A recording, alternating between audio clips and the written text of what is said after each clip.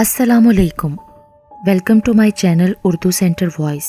तमाम video updates के लिए उर्दू सेंटर वॉइस को सब्सक्राइब करके बेल नोटिफिकेशन को ऑन कर दें। तो आइए सुनते हैं आज की वीडियो में किसी की ज़िंदगी पर बीती एक सच्ची, नाकाबिले यकीन और रोंगटे खड़ी कर देने वाली कहानी। ये कोई 7-8 साल पहले की बात है। हम लोग शहर में नए नए शिफ्ट हुए थे। ये शहर का पोश और पुरौनक इलाका था। यहाँ पर लोगों की बड़ी बड़ी कोठियाँ और डबल और ट्रिपल स्टोरी वाले मकान थे। हम लोगों ने जो मकान ख़रीदा था, ये मकान भी 2 मंजिला था। अभी हमें आए हुए इस मकान में चंद दिन ही हुए थे कि एक दिन मेरी बड़ी बहन राहिला मुझसे कहने लगी, चलो ऊपर छत पर चलते हैं। आपी राहिला ने हाथ में चाय के 2 कप थाम रखे थे। एक कप उन्होंने मुझे थमा दिया और मैं भी खुशी खुशी उनके साथ सीढ़ियाँ चढ़ने लगी और छत पर पहुँच गई। हम आहिस्ता आहिस्ता गर्म चाय के सिप भी ले रहे थीं और साथ ही अपने इर्द गिर्द के माहौल का जायज़ा भी ले रही थीं। अभी हम अपने इर्द गिर्द के घरों का जायज़ा लेने में मसरूफ़ थीं कि अचानक मेरी नज़र अपने घर के साथ वाले घर पर पड़ी। यह घर सिंगल स्टोरी बना हुआ था। उस घर में 2 कमरे थे और आगे खुला और बड़ा सा सहन था। सहन के दरमियान एक बड़ा सा जामुन का दरख्त लगा हुआ था। लेकिन जब मेरी नज़र जामुन के दरख्त के नीचे 2 कब्रों पर पड़ी तो मैं मारे हैरत के चिल्लाई। मेरे चिल्लाने पर आपी राहिला मेरी तरफ मतवज्जा हो गई। क्या हुआ है, क्यों चिल्ला रही हो? आपी ने चाय का सिप लेते हुए कहा। आपी, वो देखें, जामुन के दरख्त के नीचे क्या है? मैंने तशवीश भरे अंदाज में उस तरफ हाथ से इशारा किया। क्या है? कोई शेर चीता तो नहीं वहां तुमने देख लिया जो यूं सहम गई हो? आपी ने मुझे डांटा। लेकिन जब आपी राहिला ने खुद जामुन के दरख्त के नीचे नजरें दौड़ाई तो वहां कब्रें देखकर उनकी भी सिट्टी गुम हो गई। कब्रें? इस पुरौनक इलाके में कहां से आ गईं? आपी हड़बड़ाई। आपी, कब्रें तो कब्रिस्तान में होती हैं, ये कब्रें यहाँ क्यों बनी हुई हैं? मैंने हैरत से पूछा। पता नहीं, शाम होने वाली है, मुझे तो डर लग रहा है, चलो नीचे। आपी ने मेरा हाथ पकड़ा और मुझे नीचे ले आई। दूसरे रोज भी ऐसा ही हुआ। ये जुमेरात का दिन था और शाम होने वाली थी। आज फिर हम दोनों बहनें ऊपर टेरेस पर खड़ी थीं, लेकिन आज साथ वाले मकान का और ही मंजर था। वहाँ कब्रों के इर्द गिर्द काफ़ी लोग जमा थे और कुछ लोग फातिहा ख्वानी कर रहे थे, कुछ कुरान पाक पढ़ रहे थे। अचानक एक उधेड़ उम्र की औरत उठी और मिठाई वाला डब्बा खोलकर लोगों में मिठाई तकसीम करने लगी। मिठाई तकसीम करके वो औरत हमारे घर के सामने वाले घर में घुस गई। हम दोनों तजस्सुस का शिकार थीं कि आखिर ये कब्रें किन लोगों की हैं, यहाँ पर लोग यूं फातिहा ख्वानी क्यों कर रहे हैं। हम दोनों बहनें फिर हसरत में डूबी हुई नीचे आ गईं क्योंकि शाम होने वाली थी। दूसरे दिन दोपहर के वक्त अम्मी ने बिरयानी बनाई और मुझसे बोली, जाओ सामने वाले घर में दे आओ, बड़े दिन हुए हैं यहाँ पर आए हुए, कोई अलैग से लैग तो बढ़ेगी ना हमारी।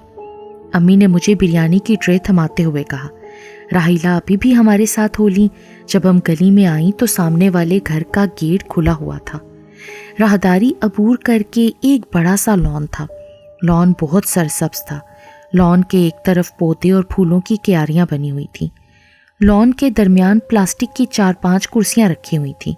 उनमें से एक कुर्सी पर वो उधेड़ उम्र औरत बैठी हुई थी जो कल शाम को कब्रों पर फातिहा ख्वानी के बाद वहां मिठाई तकसीम कर रही थी। इस वक्त उस औरत ने सफ़ेद चादर अपने गिर्द लपेट रखी थी और दाएं हाथ में तस्बीह पकड़े मुंह में कुछ पढ़ रही थी। अस्सलाम वालेकुम आंटी, हमने यकजुबान होकर कहा। वालेकुम अस्सलाम, वो औरत भी अपनायत से बोली। उसकी उम्र कोई 65 से 70 साल के लगभग थी। आंटी, हम आपके पड़ोस में नए आए हैं और अम्मी ने आपके लिए बिरयानी भेजी है, मैंने किसी तरद्दुद के बगैर कहा। बिरयानी की ट्रे पकड़ के उस औरत ने पास पड़े हुए मेज़ पर रखी, हमारा शुक्रिया अदा किया और हम दोनों बहनों को बैठने के लिए कहा। मैं और आपी आंटी के सामने पड़ी हुई कुर्सियों पर बराजमान हो गई। ज़रूरी तारुफ और अलैग से लैग के बाद हम अपने असल मकसद की तरफ आईं, जिसका हमें 2 दिन से तजस्सुस था। आंटी, ये जो हमारे साथ वाला सिंगल मकान है, उस मकान के सहन में जामुन के दरख्त के नीचे जो 2 कब्रें बनी हैं, वो किन लोगों की हैं? आपी राहिला ने उस सफ़ेद रंगत वाली बावकार औरत से पूछा। आपी राहिला के पूछने पर वो औरत कुछ देर खामोश रही। फिर उन्होंने हमें जो कुछ बताया, चलें हम उनकी ज़ुबानी अब सुनते हैं। میرا نام فردوس ہے۔ یہ آج سے 32 سال پہلے کی بات ہے، جب میرا بڑا بیٹا عمر 8 سال کا اور چھوٹا بیٹا تیمور 5 سال کا تھا۔ میرے شوہر فیضان ایک فیکٹری میں فور مین تھے۔ میں اپنے ساس سسر، ایک نند اور دیور کے ساتھ جوائنٹ فیملی سسٹم میں رہتی تھی۔ میرے سسر انتظار احمد پولیس سے ریٹائرڈ ہو چکے تھے اور ان کی ماہانہ پینشن آتی تھی۔ میرے شوہر اور سسر کی پینشن سے ہمارا گزارا ہو رہا تھا۔ میری ساس نسرین بھی بہت نیک عورت تھیں۔ گھر کے سبھی افراد میری بہت عزت اور قدر کرتے تھے۔ ہمارے گھر کے سامنے ہی صوفی شہاب الدین اور ان کی بیوی ختیجہ رہتے تھے۔ محلے کے سبھی بچے اور جوان ان کو چچا شہاب کہتے تھے۔ آج سے 32 سال پہلے چچا شہاب اور ان کی بیوی بوڑھے ہو چکے تھے، لیکن ابھی تک اولاد کی نعمت سے محروم تھے۔ چچا شہاب اور چچی ختیجہ دونوں میاں بیوی بہت نیک اور پرہیزگار تھے۔ دونوں میاں بیوی 5 وقت کی نماز پڑھتے۔ چچا شہاب تہجد کے وقت اٹھ کر مسجد جاتے، اسپیکر لگا کر لوگوں کو تہجد کے لیے جگاتے۔ اسپیکر پر نعتیں پڑھتے کیونکہ ان کی آواز بہت سریلی تھی۔ صبح کے وقت مسجد میں بچوں کو قرآن پاک بھی پڑھایا کرتے تھے۔ میرے سسر انتظار احمد اور چچا شہاب کی کافی گہری دوستی تھی۔ میں نے ان سے ہی سنا تھا کہ چچا شہاب کسی وقت گاؤں میں رہتے تھے، پھر وہ اپنے چھوٹے بھائی نواز کو لے کر شہر آ گئے۔ یہاں پر چچا شہاب کا بہت اچھا کپڑے کا کاروبار چل نکلا۔ انہوں نے اپنی محنت سے گھر بنایا اور ساتھ اپنے بھائی نواز کو بھی گھر بنا کر دیا۔ لیکن چچا شہاب کا چھوٹا بھائی نواز کافی عیاش تھا۔ شادی کے بعد اللہ نے اسے 4 بیٹے اور 1 بیٹی سے نوازا۔ باپ کی طرح بیٹے بھی نکمے اور آوارہ نکلے۔ انہوں نے بمشکل 8 جماعتیں ہی پڑھیں، پھر غلط کاموں میں لگ گئے۔ بے انتہا عیاشیوں کی وجہ سے نواز کا مکان قرض خواہوں نے ہتھیا لیا، جس کی وجہ سے نواز نے یہاں سے 1-2 محلے چھوڑ کر کرائے پر گھر لیا۔ چچا شہاب اپنے بھائی نواز اور بھتیجوں کو بہت سمجھاتا کہ وہ غلط کام چھوڑ کر راہ راست پر آ جائیں اور 5 وقت نماز پڑھا کریں۔ نواز آگے سے طنز کر کے کہتا کہ نماز تو بھائی تم اور تمہاری بیوی بھی پڑھتے ہیں، مگر تم لوگوں کو اللہ نے اولاد بھی نہیں دی جو کہ تمہاری قبر پر فاتحہ پڑھ سکے اور تم دونوں کے لیے مغفرت کی دعا کر سکے۔ چچا شہاب کا دل اپنے بھائی کی باتیں سن کر بہت دکھتا، لیکن وہ صبر کی گھونٹ پی کر رہ جاتی۔ ایک دن میرے سسر اور شوہر فیضان فجر کی نماز ادا کر کے واپس آئے۔ آج صوفی شہاب الدین نے مسجد میں امامت نہیں کروائی تھی۔ جاؤ جاؤ نسرین، پتہ کرو ان کے گھر جا کے کہ آخر بات کیا ہے۔ میرے سسر میری ساس نسرین سے تشویشی انداز میں بولے۔ میری ساس کی چونکہ چچا شہاب کی بیوی ختیجہ سے کافی الیک سلیک تھی۔ کبھی میری ساس ان کے گھر چلی جاتی، کبھی چچی ختیجہ ہمارے گھر آ جاتی۔ میرے سسر کے کہنے پر میری ساس فوراً چچا شہاب کی طرف گئیں، لیکن الٹے قدموں ہی واپس آ گئے اور کہنے لگیں کہ صوفی شہاب کے دروازے پر تالا پڑا ہے۔ میرے سسر کا مارے حیرت سے منہ کھلا رہ گیا۔ ہم سب کو بھی بہت حیرت ہوئی کہ راتوں رات بغیر بتائے آخر یہ دونوں میاں بیوی کہاں چلے گئے ہیں۔ ایک دن گزرا، دوسرا دن گزرا، اسی طرح 1 مہینہ گزر گیا، لیکن چچا شہاب اور چچی ختیجہ گھر واپس نہ آئے۔ چچا شہاب سے محلے میں کافی رونق تھی۔ چھوٹے بڑے سبھی ان کے بغیر اداس تھے، کیونکہ غریبوں، مسکینوں، بلکہ سبھی کی وہ مدد کیا کرتے تھے اور سبھی کے کام آتے تھے۔ ایک دن میرے سسر اور شوہر جب فجر کی نماز پڑھ کر گھر واپس آئے تو میرے سسر میری ساس سے کہنے لگے، صوفی شہاب کے گھر کے دروازے کا تالا کھلا ہوا ہے، تم پتہ کر کے آؤ، شاید وہ لوگ واپس آ چکے ہیں۔ میری ساس خوشی سے چچا شہاب کے گھر کی طرف چلی گئی۔ جب واپس آئیں تو ان کا منہ لٹکا ہوا تھا۔ میرے سسر کے پوچھنے پر کہنے لگیں کہ صوفی شہاب اور ختیجہ بہن نہیں آئے، لیکن اس گھر میں ان کے چھوٹے بھائی نواز اور ان کی بیوی بچے ضرور آ چکے ہیں۔ ہم سب کو یہ سن کر بہت حیرت بھی ہوئی اور صدمہ بھی ہوا۔ میرے سسر غصے سے بولے، یہ آوارہ اور عیاش شخص اپنے آوارہ بیٹوں کے ساتھ ہمارے محلے میں کیوں آ گیا ہے اور اپنے بھائی کے مکان میں کیا کر رہا ہے؟ میں ابھی نواز سے جا کر پوچھتا ہوں کہ یہ صوفی شہاب کے مکان میں آخر کر کیا رہا ہے اور صوفی شہاب کہاں پر ہے۔ میرے سسر غصے میں گھر سے نکلے۔ میرے سسر کے پوچھنے پر نواز نے بتایا، شہاب بھائی بھابھی کو لے کر آبائی گاؤں چلے گئے ہیں اور یہ مکان اور دکان میرے اور میرے بچوں کے نام کر گئے ہیں۔ تم جھوٹ بولتے ہو، شہاب ایسا نہیں کر سکتا۔ میرے سسر چونکہ نواز کی خباثت سے واقف تھے اس لیے بے یقینی سے بولے، اگر انتظار صاحب آپ کو یقین نہیں آتا تو میں بھائی جان کا لکھا ہوا خط آپ کو دکھا دیتا ہوں۔ یہ کہہ کر نواز نے اپنی جیب سے خط نکال کر میرے سسر کے ہاتھ میں رکھ دیا۔ میرے سسر صاحب جیسے جیسے خط پڑھ رہے تھے ان کو یقین آتا گیا کہ واقعی صوفی شہاب یہاں سے جا چکا ہے اور انہوں نے اپنا مکان اور دکان نواز اور اس کے بچوں کے نام لگا دیا ہے۔ نواز اور اس کی فیملی جب سے ہمارے محلے میں آئے تھے اس نے ہمارا کیا پورے محلے کا جینا حرام کیا ہوا تھا۔ نواز کے چاروں بیٹے ایک نمبر کے لفنگے اور آوارہ تھے، محلے کی آتی جاتی بہنوں اور بیٹیوں پر آوازیں کستے۔ نواز کے دونوں بڑے بیٹے امجد اور توقیر تو جوا کھیلنے کے علاوہ لوگوں کے گھروں میں چوریاں بھی کرتے تھے۔ نواز کی بیوی مجیدہ بھی بہت لڑاکا اور بدمزاج عورت تھی۔ وہ معمولی باتوں پر محلے کی عورتوں کے ساتھ لڑائی جھگڑا کرتی تھی۔ ایک دن میرے سسر گھر میں کچھ دیسی مرغیاں پالنے کے لیے لے آئے۔ نیچے جگہ کچھ تنگ ہو گئی۔ ہمارے گھر کے اوپر والے پورشن میں 2 کمرے بنے ہوئے تھے۔ میں اپنے شوہر اور بچوں کے ساتھ اوپر والے پورشن میں شفٹ ہو گئی، لیکن اوپر شفٹ ہونے کے باوجود ہمارے گھر ہنڈیاں ایک جگہ پر ہی پکتی اور ہم کھانا بھی اکٹھے اور مل جل کر کھاتے تھے۔ ایک رات کی بات ہے، یہ رات کے کوئی 12 بجے کا ٹائم تھا۔ میں اپنے دونوں بیٹوں کو دیکھنے کے لیے ان کے کمرے میں جانے لگی تو اچانک میری نظر چچا شہاب کے گھر پر گئی۔ چچا شہاب کے صحن میں ایک جامن کا درخت لگا ہوا تھا۔ اس درخت کو چچا شہاب نے ایک چھوٹے سے پودے کے طور پر لگایا تھا۔ پھلتے پھولتے اب وہ ایک بہت بڑا تناور جامن کا درخت بن چکا تھا۔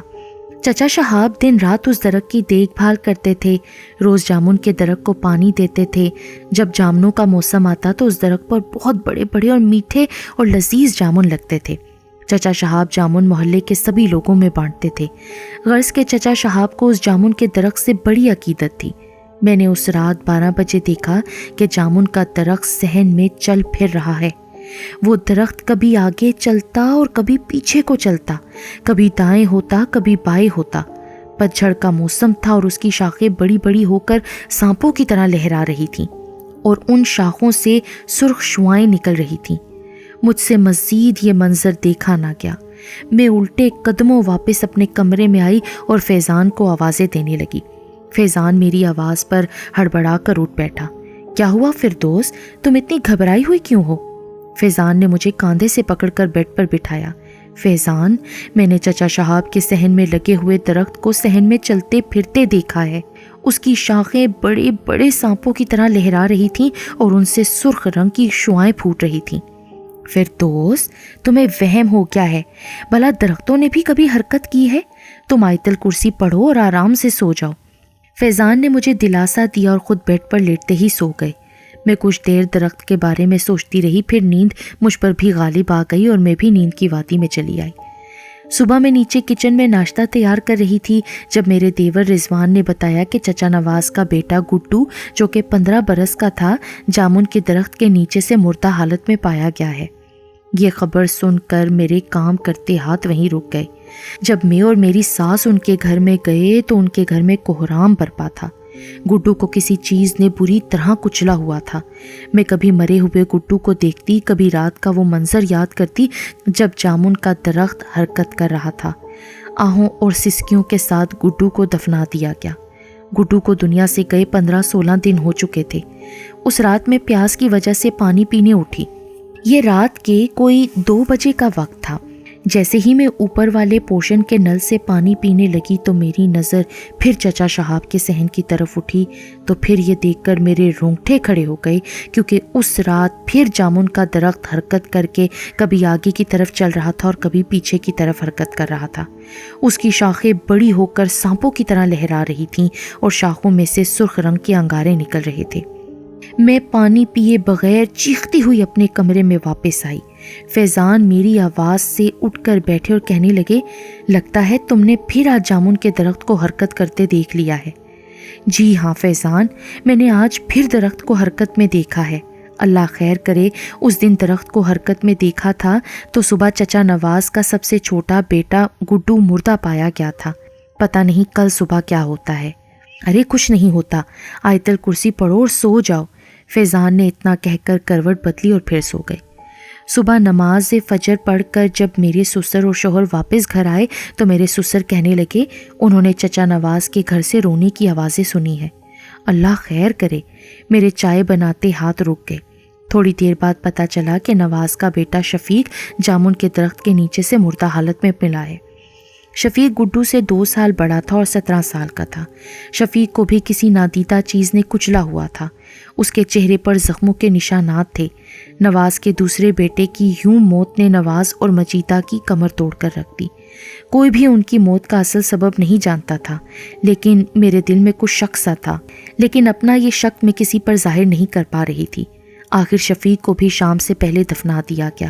شفیق کو دنیا سے گئے ابھی مہینہ ہی ہوا ہوگا کہ ایک رات میں کافی جلدی سو گئی۔ یہ رات کے کوئی 1 بجے کا ٹائم تھا جب فیضان نے مجھے آوازیں دے کر جگایا۔ کیا ہوا فیضان، آپ اتنے پریشان کیوں ہیں؟ ارے میں نے جامن کے درخت کو ادھر ادھر حرکت کرتے دیکھا ہے۔ اس کی شاخیں واقعی سانپ کی طرح لہرا رہی تھیں اور شاخوں سے سرخ رنگ کی شعاعیں نکل رہی تھیں۔ فیضان نے فک ہوتی رنگت کے ساتھ مجھے کہا، صبح پتہ نہیں چچا نواز کے گھر کون سی آفت آتی ہے۔ میں نے دل میں سوچا اور فیضان کو دلاسا دیا کہ وہ آیت الکرسی پڑھ کے سو جائیں۔ صبح بھی یہ بھیانک خبر کے ساتھ جاگی کہ چچا نواز کی 18 سال کی بیٹی عابدہ جامن کے درخت کے نیچے مردہ حالت میں ملی ہے۔ اکلوتی اور جواں بیٹی کی موت پر چچی مجیدہ اور چچا نواز کی چیخیں آسمان کی بلندیوں کو چھو رہی تھیں۔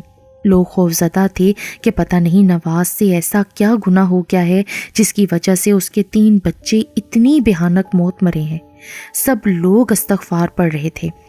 چچا نواز کی بیٹی کی وفات کے دوسرے دن میں نے اور فیضان نے اپنے سسر کو جامن کے درخت کی حرکت والی بات اور پھر جامن کے درخت کے نیچے چچا نواز کے 3 بچوں کا مردہ حالت میں ملنا سب کچھ بتا دیا۔ میرے سسر صاحب کافی جہاں دیدہ اور عقل مند انسان تھے۔ وہ بہت جلد سمجھ گئے کہ جامن کے درخت میں کوئی نہ کوئی تو ایسی بات ضرور ہے جس وجہ سے نواز پر اتنی آفتیں ٹوٹ پڑی ہیں۔ دوسرے دن میرے سسر اپنے پیر ارتضیٰ محمود نقشبندی کو گھر لے آئے اور انہیں چچا نواز کے بچوں کی ہلاکتوں اور جامن کے درخت کی حرکت کے بارے میں بتایا۔ پیر محمود نقشبندی کافی پہنچے ہوئے پیر تھے۔ وہ کہنے لگے کہ جب تک مجھے صوفی شہاب کے گھر نہ لے جاؤ گے اور جب تک میں جامن کا درخت نہ دیکھ لوں کچھ نہیں بتا سکتا۔ میرے سسر نے پیر صاحب کو اپنے ساتھ لیا اور چچا نواز کے گھر جا پہنچے۔ ساتھ میرے شوہر فیضان بھی تھے۔ پیر ارتضیٰ محمود نقشبندی جامن کے درخت کے نیچے ہو کر کافی دیر پڑھائی کرتے رہے۔